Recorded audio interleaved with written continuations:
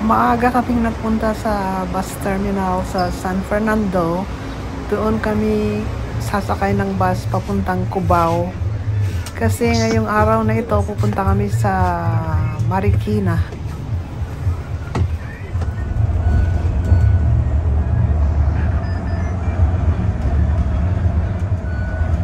Nasa NLEX na kami niyan papuntang Manila. Yung mga front seats, yun ang para sa mga senior citizens. So, kung maswertehan mo, doon ang upuan ng mga senior citizen.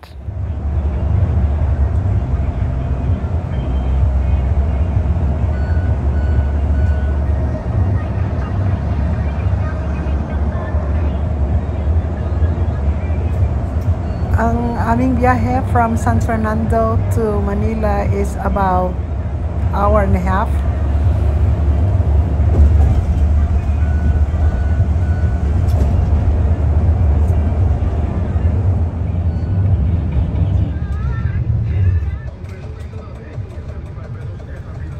Nakarating na kami sa Manila, medyo matraffic. Ayan o, ang daming mga motorsiklo. Pag stoplight, lahat sila pumupunta sa harapan.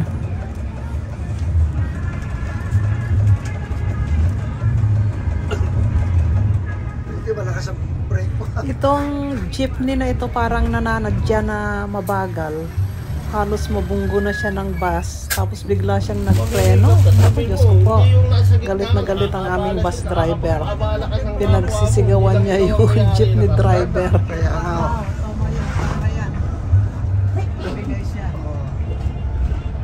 Sa ilog siya dapat namama sa aga. Aga mo buwisit. Babae, may sugal, may drug.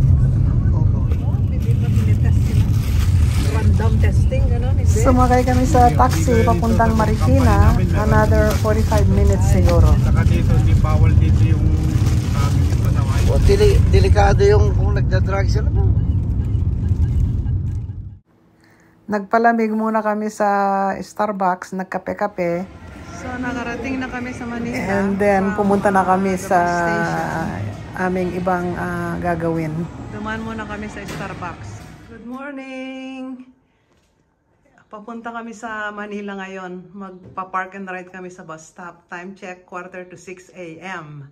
So, ito, palis na kami. God be with us. Ito, mag-aalil 6 pa lang. Nagsisikap na ang mag-asawa. Punta kami ng Manila. Ito, nandito kami sa bus terminal ng San Fernando. Pupunta kami ng Manila. Tara, para magsayaw ako.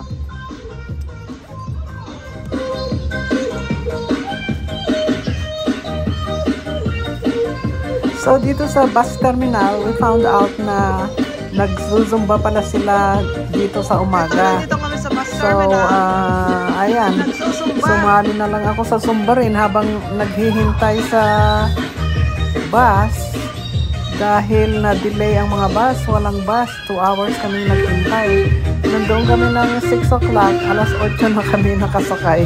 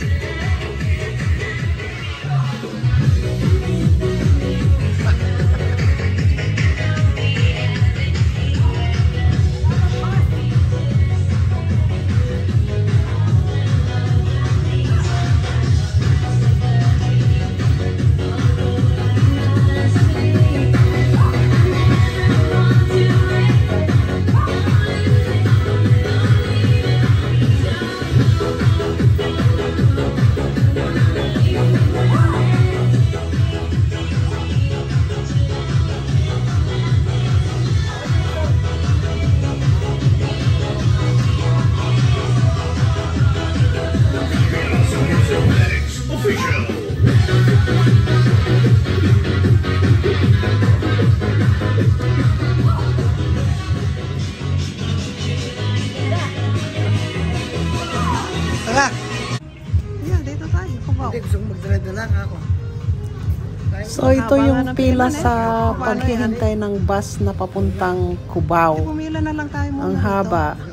So, gaya ng sinabi ko, 2 hours kaming naghintay. Tapos nakasakay din kami. At least nakapag-zumba ako, nakapag-exercise. So, that was nice. So, dito kami nag-park and drive. Ay, naku, Diyos ko.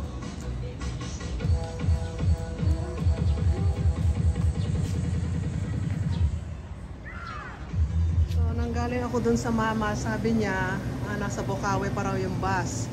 Pero ang haba-haba na ng pila. So, we are not even sure kung makakasakay kami o hindi. Ito si Miso. Bumibili ako ng breakfast. 125. O, sige. So, may dumating na bus. Sana magkasya tayo. Magkasya tayo? Ito nga. Ang shortage ng bus is grabe talaga.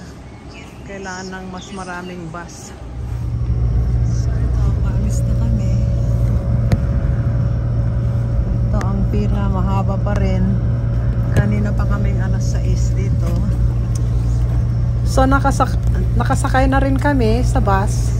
Ang pasahe pala namin na senior citizen is 113 pesos per person. So yun ang discounted price ng senior citizen. So ang mura lang, saka very comfortable naman yung bus. Air condition din sila. So in less than 2 hours nasa Manila na. So park and ride lang kami sa San Fernando.